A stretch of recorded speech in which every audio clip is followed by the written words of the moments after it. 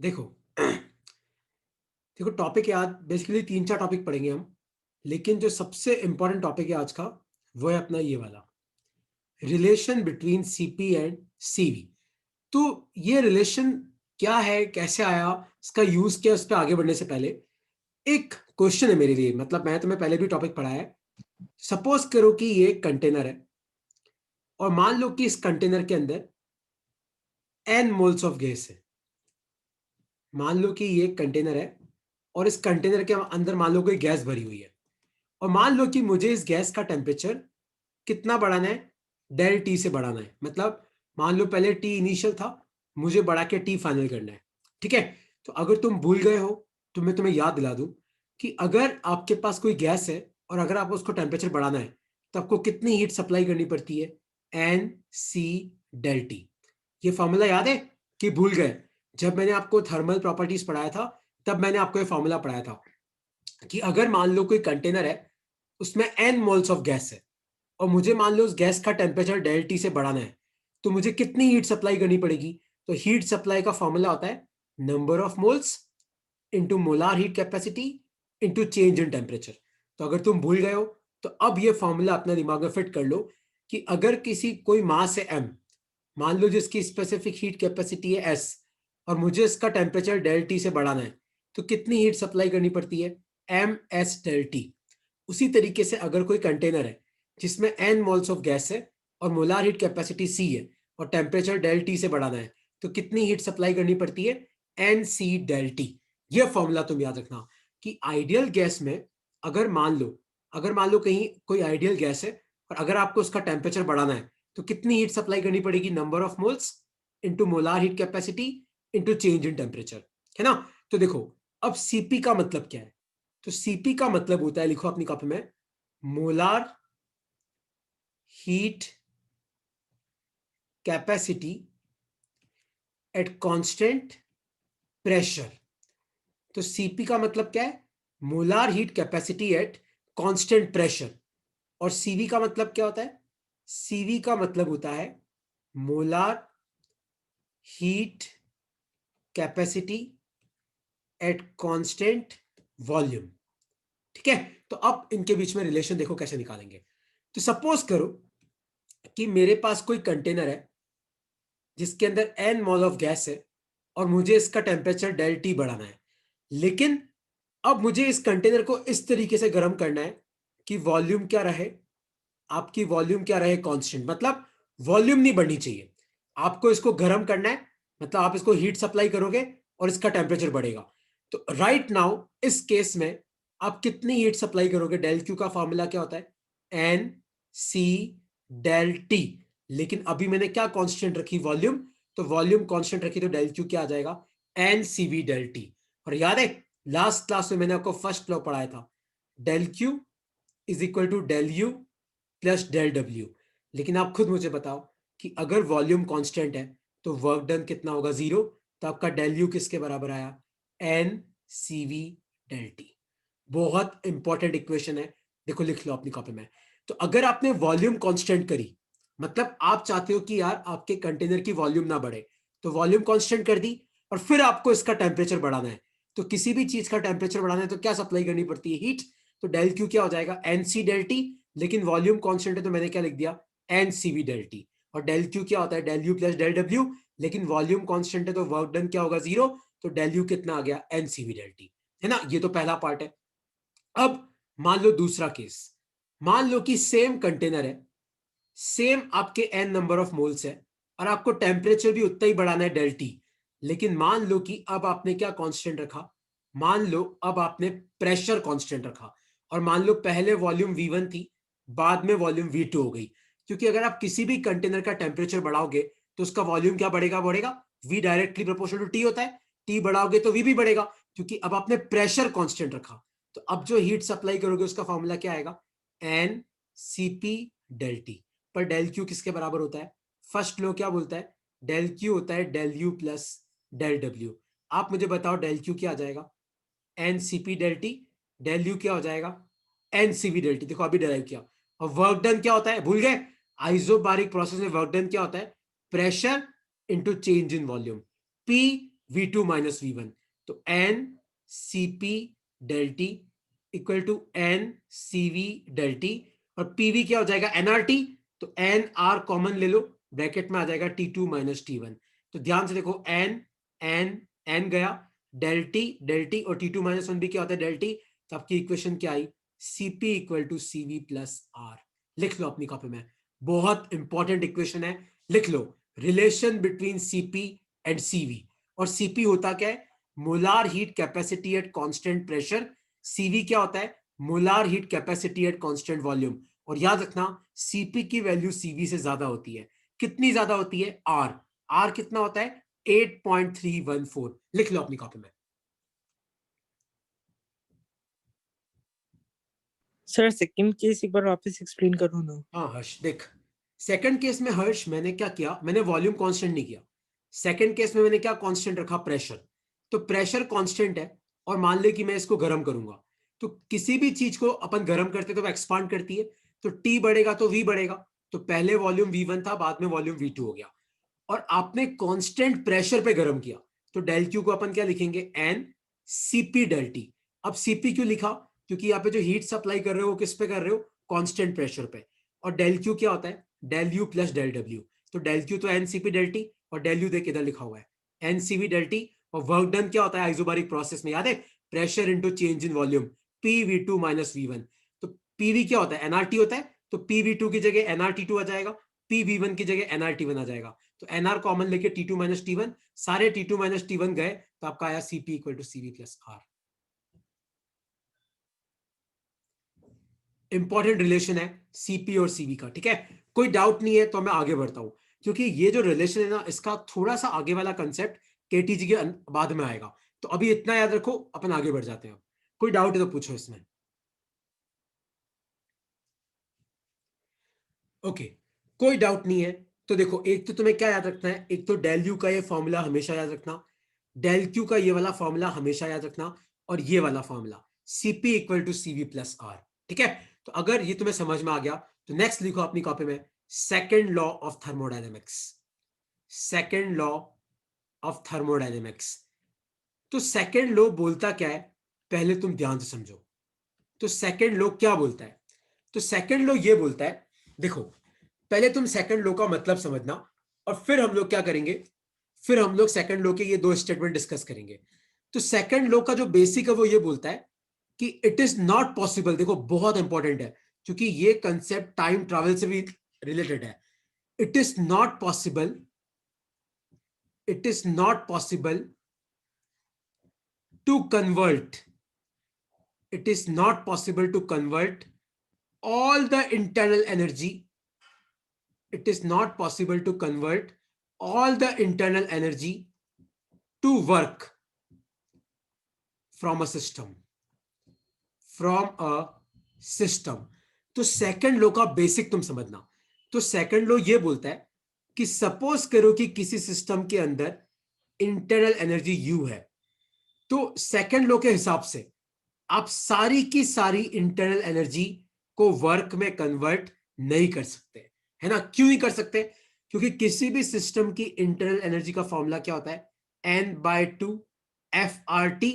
मान लो मैंने सारी की सारी इंटरनल एनर्जी को वर्क में कन्वर्ट कर दिया, तो आप मुझे बताओ कि अगर सारी की सारी को इंटरनल एनर्जी को वर्क में कन्वर्ट कर दिया, तो अंदर इंटरनल एनर्जी कितनी हो जाएगी, जीरो, क्योंकि अंदर जितना भी इंटरनल एनर्जी था वो तो आपने वर्क में कन्वर्ट कर दिया, और यू जीरो है, तो टी भी कितना हो जाएगा, 0 केल्विन। लेकिन temperature equal to 0 kelvin possible नहीं है, क्योंकि टेम्परेचर इक्वल टू 0 केल्विन ये वो टेम्परेचर है जब दुनिया में सब चीजें रुक जाएगी, मतलब होता है ना पॉज बटन, सब चीजें रुक जाएगी। लेकिन दुनिया में कभी भी ऐसा पॉसिबल नहीं है कि सब एटम का थर्मल मोशन जीरो हो जाए, ऐसा पॉसिबल नहीं है, ऐसा बिल्कुल पॉसिबल नहीं है कि सन रुक जाए, अर्थ घूमना रुक जाए, मून घूमना रुक जाए, पॉसिबल नहीं है। तो T equal to 0 kelvin possible नहीं है, मतलब U भी जीरो नहीं हो सकता, और U जीरो नहीं हो सकता, मतलब आप सारे के सारे U को W में कन्वर्ट नहीं कर सकते। तो it is not possible to convert all the internal energy to work from a system.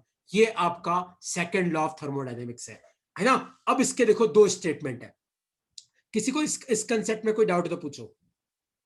कि आप किसी भी सिस्टम की सारी एनर्जी को वर्क में कन्वर्ट नहीं कर सकते, है ना, क्योंकि अगर आप सारी इंटरनल एनर्जी को वर्क में कन्वर्ट कर दोगे तो फिर सिस्टम के अंदर टेम्परेचर कितना हो जाएगा, 0 केल्विन। लेकिन आज तक 0 केल्विन पे कोई नहीं पहुंच पाया, क्योंकि 0 केल्विन एक ऐसा पॉइंट है जहां पे पहुंचना मतलब सारे मोशन को रोकना, एंट्रोपी को जीरो करना, पर वो पॉसिबल नहीं है ना। तो सेकंड लॉ के दो स्टेटमेंट है, देखो पहला स्टेटमेंट तुम पढ़ो एक बार, कैल्विन क्या बोलता है, देखो Kelvin Planck, no process is possible whose sole result is the absorption of heat from a reservoir। मतलब कोई रिजर्वेयर है, वहां से आप एनर्जी लो और सारी की सारी एनर्जी किस में कन्वर्ट कर दो, वर्क में कन्वर्ट कर दो। तो no process is possible whose sole result is the absorption of heat from a reservoir and the complete conversion of heat into work। तो आप सारी की सारी एनर्जी को वर्क में कन्वर्ट नहीं कर सकते। क्यों नहीं कर सकते, क्योंकि अगर सारी हीट एनर्जी को वर्क में कन्वर्ट कर दिया तो फिर यहां पे टेम्परेचर 0 केल्विन हो जाएगा और वो पॉसिबल नहीं है। तो ये आपका केल्विन प्लैंक स्टेटमेंट है। तो कोई तुम्हें पूछे कि बताओ थर्मो में केल्विन प्लैंक स्टेटमेंट किससे रिलेटेड है, तो सेकंड लॉ ऑफ थर्मोडायनेमिक्स से रिलेटेड है। और सेकंड लॉ ऑफ थर्मोडायनेमिक्स की जो बुनियाद है, जो इसकी नींव रखी गई है, वो सिर्फ एक चीज पे रखी गई है कि temperature can not be 0 kelvin. ठीक है, तो ये आपका केल्विन प्लैंक स्टेटमेंट है। और केल्विन प्लैंक स्टेटमेंट किससे रिलेटेड है, हीट इंजन से रिलेटेड है। हीट इंजन से, हीट इंजन क्या करता है, कहीं से एनर्जी लेता है और उसको वर्क में कन्वर्ट करता है। तो केल्विन और प्लैंक ये बोलते हैं कि आप सारी की सारी एनर्जी को वर्क में कन्वर्ट नहीं कर सकते, है ना। और दूसरा है क्लोसियस स्टेटमेंट। क्लोसियस स्टेटमेंट रेफ्रिजरेटर से रिलेटेड है। तो कई बार पता है कंपीटिटिव एग्जाम्स में क्वेश्चन सीधा आता है कि बताओ केल्विन प्लैंक किससे रिलेटेड है, हीट इंजन। क्लॉसियस किससे रिलेटेड है, रेफ्रिजरेटर। तो क्लॉसियस क्या बोलता है, देखो समझो पहले, no process is possible whose sole result is the transfer of heat from a colder object to a hotter object। अब इसका क्या मतलब है, देखो तुम समझना। जैसे फ्रिज के अंदर क्या होता है, आप मुझे बताओ। सपोज करो कि ये आपके घर का फ्रिज है, मान लो ये आपके घर का रेफ्रिजरेटर है, और रेफ्रिजरेटर के अंदर का टेम्परेचर T1 है और बाहर का टेम्परेचर T2 है। आप मुझे बताओ कौन सा टेम्परेचर ज्यादा होता है, बाहर का, T2 ग्रेटर देन T1 होता है। आप मुझे बताओ, अगर मान लो तुम फ्रिज के अंदर कोई खाना रख दो, गर्म खाना, तो क्या वो अपने आप ठंडा हो जाएगा, नहीं। आपको क्या लगाना पड़ेगा, आपको करंट देना पड़ेगा। अगर आप पावर सप्लाई करोगे, अगर आप एनर्जी दोगे, तभी क्या होगा, आपका फ्रिज चलेगा और आपका खाना ठंडा होगा। तो देखो क्लोसियस क्या बोलता है कि ऐसा कभी नहीं हो सकता कि जो आपका रेफ्रिजरेटर के अंदर वाला सामान है उससे अपने आप हीट बाहर जाती रहे। मतलब अगर आपको ठंडी जगह से, अगर आपको ठंडी जगह से गर्म जगह हीट भेजनी है तो आपको वर्क तो करना पड़ेगा। गर्म जगह से ठंडी जगह जाती है ना। जैसे मान लो कि फ्रिज है, फ्रिज के अंदर ठंडक है और बाहर गर्मी है, अगर फ्रिज बंद है तो बाहर की गर्मी अंदर चली जाएगी। लेकिन अगर अंदर की गर्मी को बाहर लेके आना है, मतलब जो जगह ठंडी है वहां से गर्मी को बाहर लेके आना है, तो आपको वर्क तो करना पड़ेगा। तो फ्रिज के अंदर अगर आप कोई गर्म खाना रखते हो और उसको ठंडा करना है तो फ्रिज चालू करना पड़ेगा, आपको एनर्जी देनी पड़ेगी, तभी आपका ये गर्म चीज, इसकी गर्मी कहां आएगी, बाहर आएगी। तो देखो पढ़ो क्या लिखा हुआ है यहाँ पे, no process is possible whose sole result is the transfer of heat from a colder object to a hotter object। जैसे मान लो कि ये कोई चीज है जो 0 डिग्री सेल्सियस पे और ये कोई चीज है वो 10 डिग्री सेल्सियस पे। तो अगर मैं तुम्हें ये बोलूं कि मैं इन दोनों को कनेक्ट करूं तो आप खुद मुझे बोलोगे सर ये गर्म है ये ठंडा है, तो एनर्जी यहां से आ जाएगी। लेकिन अगर मैं बोलूं कि नहीं यार मुझे एनर्जी 0 से 10 भेजनी है, तो आपको फिर एनर्जी खर्च करनी पड़ेगी, आपको करंट चालू करना पड़ेगा, तभी ये चीज पॉसिबल है। ठीक है, तो ये आपका सेकंड लॉ है। किसी को आप सेकंड लॉ में कोई डाउट है तो पूछो। हर्ष कोई डाउट है, देखो पूरा कंसेप्चुअल है, कोई डाउट है इसमें तो पूछो। No sir. ठीक है, तो देखो तुम्हें केल्विन प्लैंक क्लोसियस किससे रिलेटेड है वो भी याद रखना है। और सेकंड लॉ की बुनियाद किस चीज पे है कि टेम्परेचर 0 केल्विन नहीं हो सकता, 0 डिग्री सेल्सियस नहीं है, 0 केल्विन है। ठीक है, तो अगर इसमें कोई डाउट नहीं है तो फिर मैं आगे बढ़ता हूं। ये तुम लिख लिया होगा वैसे तुमने अब तक, और नहीं लिखा हो तो यार मैं भेज दूंगा, तुम बाद में लिख लेना। ठीक है, अब देखो नेक्स्ट पढ़ो, बहुत इंपॉर्टेंट है ये। यहां पे जो इतनी लाइंस लिखी हुई है ना, तुम कोई भी एग्जाम दो जिसमें एमसीक्यूज आते हैं, कोई भी कंपेटिटिव एग्जाम, ये है आइडियल गैस के एजम्पशंस। मतलब अगर मैं बोलूं कि यार ये जो गैस है ना ये आइडियल गैस है, तो किसी भी गैस को आइडियल गैस क्यों बोलते हैं, कब बोल सकते हैं, तो हम कुछ एजम्पशंस करते हैं। तो क्या एजम्पशंस है, अब तुम ध्यान से सुनना। सबसे पहला एजम्पशन है कि interaction between molecules is negligible. तो अगर मान लो कोई कंटेनर है और उस कंटेनर के अंदर मान लो बहुत सारे एटम्स और मॉलिक्यूल्स हैं, ठीक है, और मान लो कि आइडियल गैस है, तो सबसे पहला एजम्पशन तो यह है कि ये वाला एटम और मॉलिक्यूल इस एटम मॉलिक्यूल पे कोई भी फोर्स नहीं लगाता। Interaction between molecules is negligible. Reality में ऐसा नहीं होता। रियलिटी में क्या होता है, एक एटम दूसरे एटम को फोर्स लगाता है, लेकिन आइडियल गैस में क्या होता है, नहीं होता है। तो interaction between molecules is negligible, ये पहला है। दूसरा एजम्पशन देखो, दूसरा एजम्पशन क्या बोलता है कि move freely in straight line according to Newton's first law. तो आइडियल गैस का जो दूसरा एजम्पशन है वो ये बोलता है कि आइडियल गैस के अंदर जितने भी एटम्स और मॉलिक्यूल्स हैं वो सब कैसे ट्रैवल करते हैं, स्ट्रेट लाइन में ट्रैवल करते हैं। मतलब ऐसा कर्वी मोशन नहीं होता। मतलब जैसे मान लो कि ये एक एटम है, ये एक एटम है, ये भी स्ट्रेट लाइन में ट्रैवल कर रहा है, ये भी स्ट्रेट लाइन में ट्रैवल कर रहा है। मान लो दोनों टकराए, तो टकराने के बाद भी दोनों क्या करेंगे, स्ट्रेट लाइन में ही ट्रैवल करेंगे। Move freely in straight line according to Newton's first law. Interaction between molecule is negligible.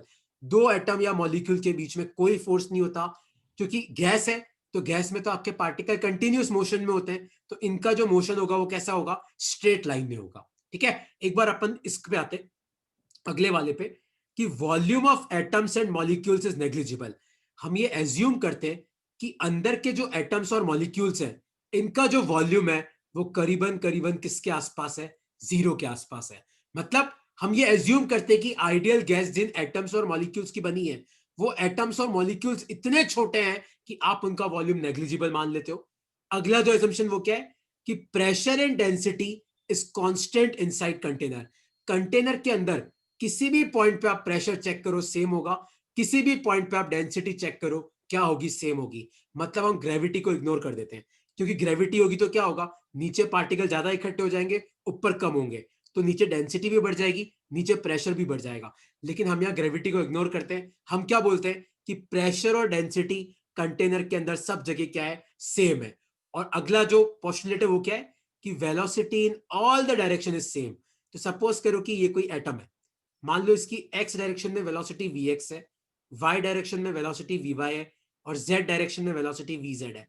तो हम बोलते हैं कि इसकी तीनों डायरेक्शन में वेलोसिटी क्या होगी, सेम होगी।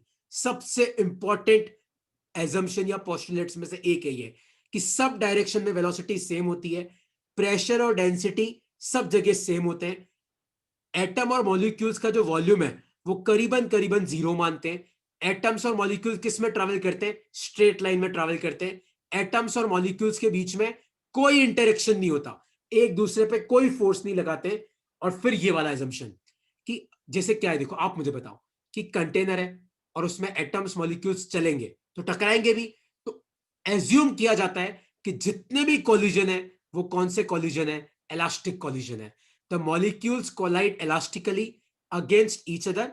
तो ये मॉलिक्यूल जब एक दूसरे से टकराएंगे तो वो भी इलास्टिक कोलिजन होगा। और विद द वॉल, तो ये जो कंटेनर की वॉल है, मॉलिक्यूल इससे भी टकराएंगे तो ये वाला कोलिजन भी क्या होगा, आपका इलास्टिक होगा। तो आपका काइनेटिक एनर्जी भी कंजर्व रहेगा और मोमेंटम भी कंजर्व रहेगा, क्योंकि इलास्टिक कोलिजन में काइनेटिक एनर्जी भी कंजर्व रहती है और मोमेंटम भी कंजर्व रहता है। लिख लो, ये है आपके आइडियल गैस के एजम्पशंस। बहुत इंपॉर्टेंट है, सारे के सारे एजम्पशंस यहाँ पे बहुत इंपॉर्टेंट है। लिख लो अपनी कॉपी में, लिख लो इन एजम्पशंस को, और इन एजम्पशंस में कोई डाउट है तो आप पूछ सकते हो।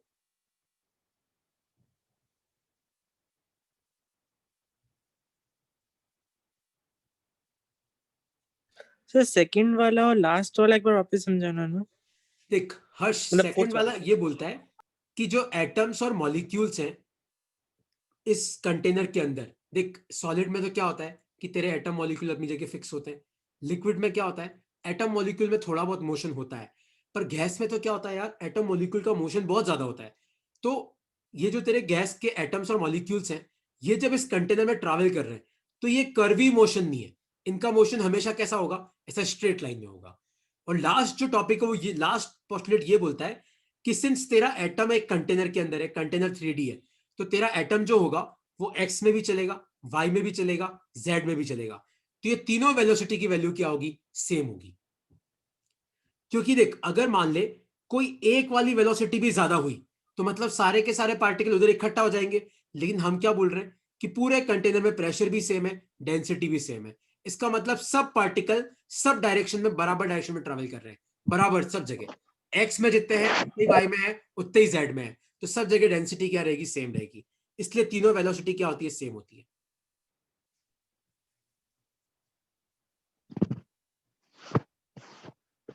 कोई डाउट है इसमें तो पूछो।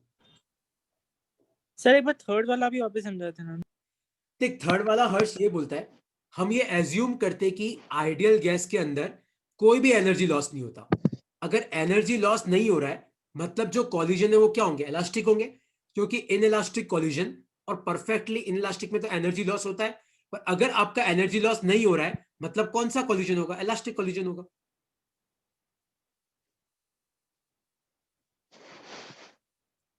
Yes sir. और ऋषिता, तेरा जो क्वेश्चन है कि according to Newton first law कैसे, देख देख अब इसको समझना। देख ऋषिता, मैंने पहला क्या बोला कि interaction between molecule is negligible. देख, मान ले कि ये एक एटम है और यहां पे एक एटम है।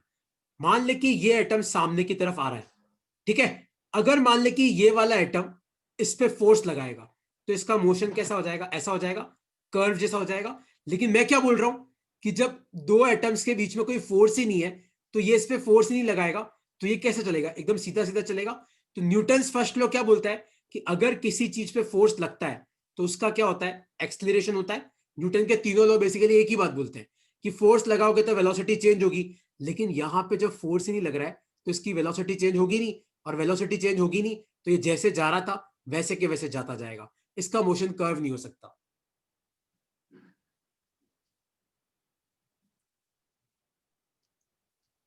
लिख लो, इनमें हर एजम्पशन से क्वेश्चन बनता है, हर एजम्पशन से क्वेश्चन बनता है।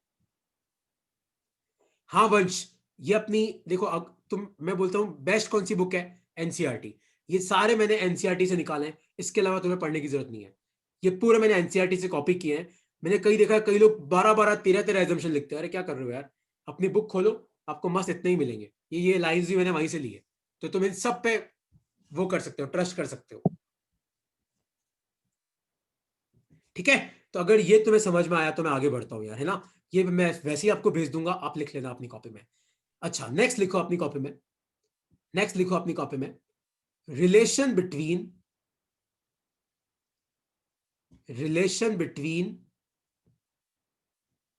Net velocity and velocity in different directions, and velocity in different directions in ideal gas. देखो, बहुत इंपॉर्टेंट टॉपिक है ये। अब इसका मतलब क्या है अब तुम समझना। देखो, सपोज करो कि ये कोई आइडियल गैस का एटम है। इसकी एक्स वाली डायरेक्शन में क्या वेलोसिटी है? V X. वाई वाली डायरेक्शन में क्या वेलोसिटी है? V Y. और जेड वाली डायरेक्शन में क्या वेलोसिटी है? V Z. और मैंने तुम्हें क्या कहा? आइडियल गैस में इन तीनों वेलोसिटी की वैल्यू सेम होती है। क्योंकि अगर मान लो एक्स वाली वेलोसिटी ज्यादा हुई तो जितने पार्टिकल है वो सब एक्स डायरेक्शन में जमा हो जाएंगे, तो वहां पे डेंसिटी बढ़ जाएगी। लेकिन मैंने क्या बोला? कंटेनर में सब जगह बराबर पार्टिकल्स है, मतलब जितने पार्टिकल एक्स में, वाई में, जेड में सब बराबर है। तो तीनों वेलोसिटी की वैल्यू क्या होगी? बराबर होगी। तो जो नेट वेलोसिटी वो मैं क्या लिख सकता हूं? लिख सकता हूं ऐसे कि V X I cap plus V Y J cap plus V Z K cap. और आप मुझे बताओ, अगर तुम नहीं भूले हो तो किसी भी वेक्टर का मैग्नीट्यूड कैसे निकालते हैं? याद है? रूट ऑफ आई के साथ जो इसका स्क्वायर प्लस जे के साथ जो इसका स्क्वायर प्लस के साथ जो इसका स्क्वायर। तो इस रूट को उधर शिफ्ट करो तो ये क्या हो जाएगा? इसका स्क्वायर। इसको अपन क्या लिख सकते हैं? V X square plus V Y square plus V Z square. लेकिन आप मुझे बताओ, ये तीनों वेलोसिटी तो एक दूसरे के बराबर है, तो अपन क्या लिख सकते हैं? नेट वेलोसिटी का स्क्वायर 3vx स्क्वायर, क्योंकि वी वाई वी जेड भी वी एक्स ही है। तो वी एक्स स्क्वायर का फॉर्मूला कितना आया? टोटल वेलोसिटी का स्क्वायर अपॉन 3। लिख लो अपनी कॉपी में, आगे ये बहुत काम आएगा। लिख लो। और खासकर अगर तुम कोई न्यूमेरिकल अटेम्प्ट करते हो और मान लो कोई तुम्हें पूछ ले कि एक आइडियल गैस में, मान लो न्यूमेरिकल आ जाए कि एक कोई आइडियल गैस का एटम है, वो एक्स में जा रहा है 2 मीटर पर सेकेंड से, तो बताओ उसकी टोटल वेलोसिटी कितनी होगी। तो वी एक्स है, तो आपको वी निकालना है, तो 3 को उधर लेके जाओ और स्क्वायर कर दो, मतलब ये फॉर्मूला यूज कर लो। वी एक्स है, बस आपको वी निकालना है। लिख लो अपनी कॉपी में, रिलेशन बिटवीन नेट वेलोसिटी मतलब ये mod we, and velocity in different directions in ideal gas. लिख लो।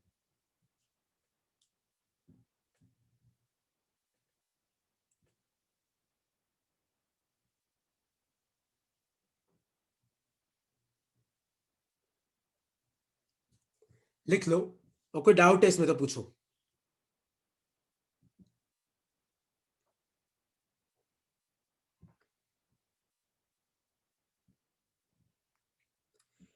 हर्ष कोई डाउट है? विनायक कोई डाउट है? विदुषी, वंश, हिमांग, प्रवीर। देखो ये क्या छोटे छोटे कंसेप्ट हैं, फिर होता क्या है कि एग्जाम में ऐसे ही क्वेश्चन आते हैं, पर दिक्कत क्या होती है, हमें पता ही नहीं हमने पढ़ा क्या, रट तो लिया। तो आपको पता पड़ना चाहिए हमने क्या पढ़ा। तो कोई डाउट है इसमें तो पूछो। जैसे ऋषिता ऋषिता आपका क्वेश्चन बहुत अच्छा था कि पहले और दूसरे में क्या रिलेशन है, क्योंकि जब इंटरेक्शन ही नहीं है, तो जब एक एटम दूसरे एटम पे फोर्स ही नहीं लगाएगा, तो पाथ कर्व हो कैसे सकता है ना। क्योंकि देख तूने कभी उसके बारे में सोचा है, वो अपना होता है ना प्रोजेक्टाइल मोशन, उसमें पाथ कर्व क्यों होता है? क्योंकि अर्थ पार्टिकल को अपनी तरफ खींचता है, तो जब फोर्स ही नहीं होगा तो पाथ कर्व क्यों होगा, स्ट्रेट लाइन ही होगा। तो ये सब रिलेटेड होते हैं एक दूसरे से। अच्छा कोई डाउट है इसमें तो पूछो, नहीं तो मैं नेक्स्ट टॉपिक पे जा रहा हूँ। ओके, कोई डाउट नहीं है तो नेक्स्ट टॉपिक लिखो अपनी कॉपी में।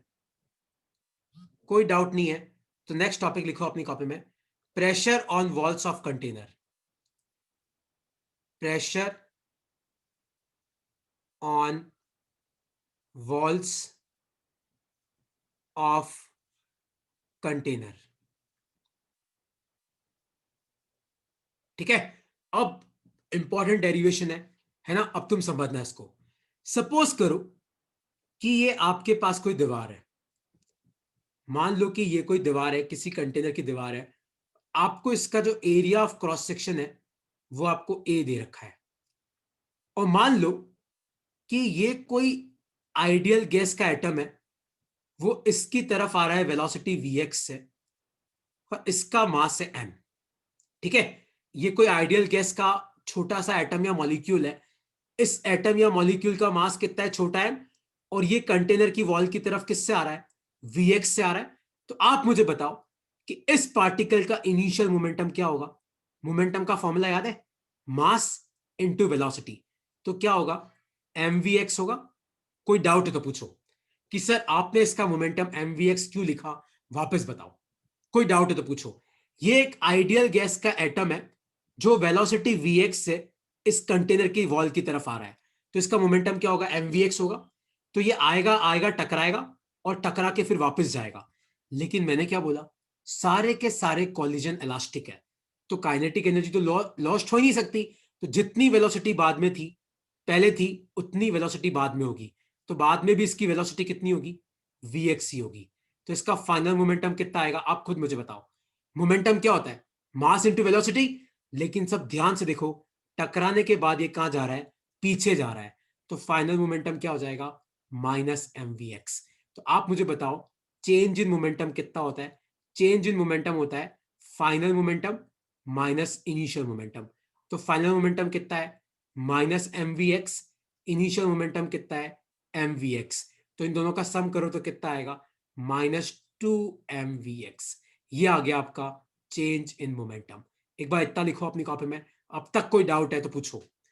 ये हर लाइन इंपॉर्टेंट है, ये जो तुम्हें लिखवा रहा हूं ना, इसकी हर लाइन इंपॉर्टेंट है। कोई डाउट है इसमें तो पूछो।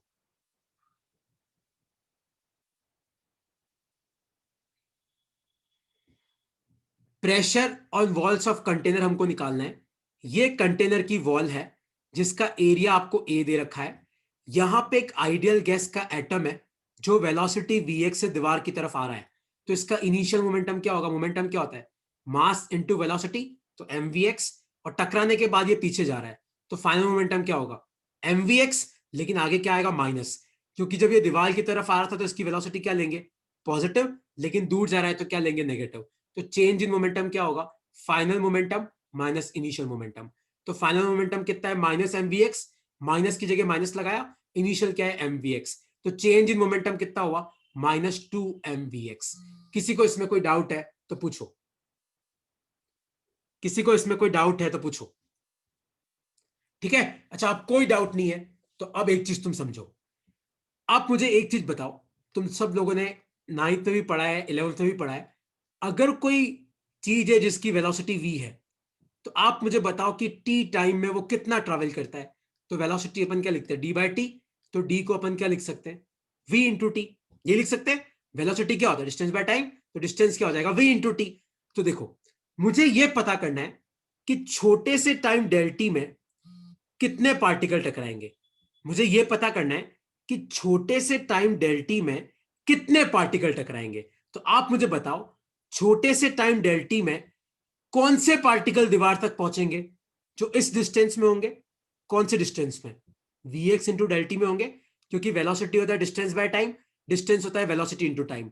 तो छोटे से टाइम डेल्टी में इस वॉल्यूम में कौन से, देखो मैंने ये जो छोटा सा एक क्यूबॉइड बनाया जिसका साइड vx डेल्टी है, तो यहां पे जितने भी एटम्स या मॉलिक्यूल्स होंगे वो दीवार से टकरा भी सकते हैं या टकरा के जा भी सकते हैं। तो ये vx डेल्टी आया कैसे, v होता है d/t, d क्या हो जाएगा, v इंटू टी। तो छोटे से टाइम डेल्टी में इस रेंज में जितने भी पार्टिकल्स है, कौन सी, इस रेंज में, किस रेंज में, vx इंटू डेल्टी, इस रेंज में जितने भी पार्टिकल है वो या तो दीवार की तरफ आ रहे होंगे या दीवार से टकरा के जा रहे होंगे। तो यहां पे कितने पार्टिकल है कैसे पता करेंगे, देखो ध्यान से देखो, एरिया है ए, हाइट है vx डेल्टी, तो वॉल्यूम क्या होता है, वॉल्यूम होता है एरिया इंटू हाइट, तो a इंटू vx इंटू डेल्टी। और मान लो आपको छोटा n दे रखा है, n डैश, मान लो आपको n डैश दे रखा है, ये बहुत ट्रिकी है तो एक बार लिखते जाओ, मैं वापस एक्सप्लेन कर दूंगा। आप मुझे बताओ, ये एरिया है ए, और छोटे से टाइम डेल्टी में कौन से पार्टिकल कांटेक्ट में आएंगे जो इस डिस्टेंस में होंगे, कौन से, vx इंटू डेल्टी, क्योंकि v होता है d/t, d क्या हो जाएगा, v इंटू टी। तो ये जो छोटा सा पार्ट है देखो ये वाला, इसका वॉल्यूम क्या होगा, वॉल्यूम होता है एरिया इंटू हाइट, तो a इंटू vx डेल्टी। और एन डैश आपको क्या दे रखा है, number of particles, N dash आपको क्या दे रखा है, नंबर ऑफ पार्टिकल्स पर यूनिट वॉल्यूम। तो यूनिट वॉल्यूम मतलब 1 मीटर क्यूब में कितने पार्टिकल्स होते हैं, एन डैश, तो इस वॉल्यूम में कितने पार्टिकल्स होंगे, तो नंबर ऑफ पार्टिकल्स कितना आएगा, आप मुझे बताओ। नंबर ऑफ पार्टिकल्स आ जाएगा N dash into A into V X into delta t. मुझे पता है थोड़ा ट्रिकी है, एक बार सब वापस समझना। किसी को यहां तक तो कोई डाउट नहीं है कि अगर एक पार्टिकल टकराएगा तो कितना मोमेंटम चेंज होगा, -2mvx। तो मुझे यह पता करना है कि छोटे से टाइम डेल्टी में कितने पार्टिकल टकराएंगे। तो छोटे से टाइम डेल्टी में कितने पार्टिकल होंगे जो इस दीवार की तरफ आ रहे होंगे या टकरा के जा रहे होंगे, ये डिस्टेंस। और ये डिस्टेंस आया कैसे, v होता है d/t, तो d होता है v इंटू टी। तो आपके पास हाइट कितनी है, vx डेल्टी, एरिया कितना है a, तो वॉल्यूम कितना आया, area into height, a into vx into L T. और आपको एन डैश क्या दे रखा है, नंबर ऑफ पार्टिकल्स पर यूनिट वॉल्यूम। तो 1 मीटर क्यूब में कितने पार्टिकल्स है, एन डैश, तो इस वॉल्यूम में कितने होंगे, N dash into A into V X into delta t. ये आ गया आपका नंबर ऑफ पार्टिकल। लेकिन याद रखना, जितने पार्टिकल दीवार की तरफ आ रहे होंगे उतने ही टकरा के जा रहे होंगे। तो नंबर ऑफ कॉलिजन्स कितना होगा, तो नंबर ऑफ कॉलिजन्स का फॉर्मूला आ जाएगा, देखो अगर यहाँ पे 100 पार्टिकल है तो 50 तो दीवार की तरफ जा रहे हैं और 50 टकरा के वापस जा रहे हैं। तो डेल्टी टाइम में कितने टकराएंगे, 50 ही टकराएंगे। तो कितने टकराएंगे, N dash into A into V X into delta t upon 2। ये आ जाएगा तुम्हारा नंबर ऑफ कॉलिजन्स। एक बार लिखो इसको अपनी कॉपी में, लिखो इसको अपनी कॉपी में, ये सारे फॉर्मूले बहुत इंपॉर्टेंट है। तो अभी हम क्या कर रहे हैं, हम बेसिकली ये फाइंड करने की कोशिश कर रहे हैं कि आपके कंटेनर की वॉल पे कितना प्रेशर होगा। तो कंटेनर की वॉल पे प्रेशर होगा क्यों, क्योंकि पार्टिकल आके टकरा रहे, तो मुझे ये पता करना है कितने पार्टिकल टकरा रहे। तो देखो, एक पार्टिकल टकराएगा तो कितना मोमेंटम चेंज होगा, इतना, -2mvx। तो मुझे पता करना है कितने पार्टिकल है, ए तो एरिया है, वेलोसिटी vx है, तो वेलोसिटी क्या होता है, डिस्टेंस बाय टाइम, तो डिस्टेंस क्या होगा, वेलोसिटी इनटू टाइम। तो कितनी लेंथ वाले पार्टिकल टकराएंगे या टकरा के जा रहे होंगे, vx डेल्टी। तो वॉल्यूम कितना आया, एरिया इंटू हाइट, और एन डैश आपको क्या दे रखा है, नंबर ऑफ पार्टिकल्स पर यूनिट वॉल्यूम, कि 1 मीटर क्यूब में कितने पार्टिकल है। तो बताओ इस वॉल्यूम में कितने पार्टिकल होंगे। जैसे मैं बोलूं कि 1 मीटर क्यूब में 10 है, तो बताओ 10 मीटर क्यूब में कितने हैं, तो आप उसको वॉल्यूम से मल्टीप्लाई कर दोगे। तो यहां पे भी ध्यान से देखो, तो नंबर ऑफ पार्टिकल्स इतने आ गए, लेकिन जितने पार्टिकल है उसमें आधे तो दीवार की तरफ जा रहे हैं, आधे कोलाइड करके वापस जा रहे हैं। तो नंबर ऑफ कॉलिजन्स कितने हो गए, डिवाइड बाय 2 कर दो, डिवाइड बाय 2 कर दो। एक बार लिखो इसको, मैं वापस एक्सप्लेन करता हूं।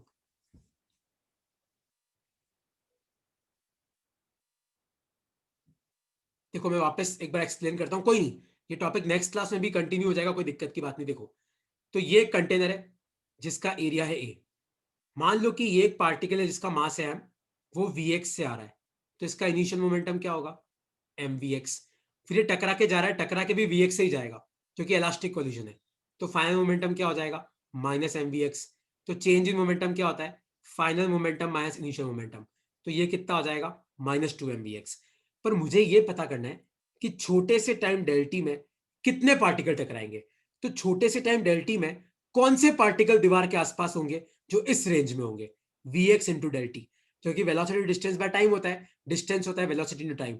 तो ये तो आपका एरिया है और ये आपकी हाइट है। तो आप मुझे बताओ कि इसका वॉल्यूम क्या होता, वॉल्यूम क्या आ जाएगा, area into height, A into V X into delta t. ठीक है, ये तो आपका वॉल्यूम आ गया। और एंडेश आपको क्या दे रखा है, एंडेश आपको दे रखा है कि number of particles in unit volume, number of particles in unit volume. Unit volume का मतलब है कि 1 मीटर क्यूब में कितने, एन डैश। तो बताओ वी में कितने होंगे, तो नंबर ऑफ पार्टिकल कितना है, तो नंबर ऑफ पार्टिकल कितना है, N dash into A into V X into delta t. लेकिन इसमें आधे पार्टिकल को दीवार की तरफ आ रहे होंगे, तो आधे पार्टिकल टकरा के जा रहे होंगे। तो नंबर ऑफ कॉलिजन्स कितने होंगे, तो नंबर ऑफ कॉलिजन्स कितना आएंगे तुम्हारे, इसका आधा कर दो, N dash into A into V X delta t by 2। तो इतने आपके कॉलिजन होंगे। ठीक है, तो नेक्स्ट क्लास में हम इसके आगे कंटिन्यू करेंगे, क्योंकि वापस नेक्स्ट क्लास में चालू तुम्हें एक बार रिवीजन से करा दूंगा। और फिर नेक्स्ट क्लास में हम पढ़ेंगे law of equi partition of energy, degree of freedom कैसे निकालते हैं, स्पेसिफिक हीट कैपेसिटीज कैसे निकालते हैं। और आई थिंक नेक्स्ट क्लास में चैप्टर खत्म हो जाएगा, थर्मोडायनेमिक्स पूरा। ठीक है, और कुछ डाउट है तो पूछो यार। ये स्लाइड मुझे पता है ट्रिकी है, तो एक बार तुम वापस पढ़ना, वापस रिकॉर्डिंग देखना। अपन नेक्स्ट क्लास वापस रिवीजन से ही चालू करेंगे। ठीक है, चलो ओके यार।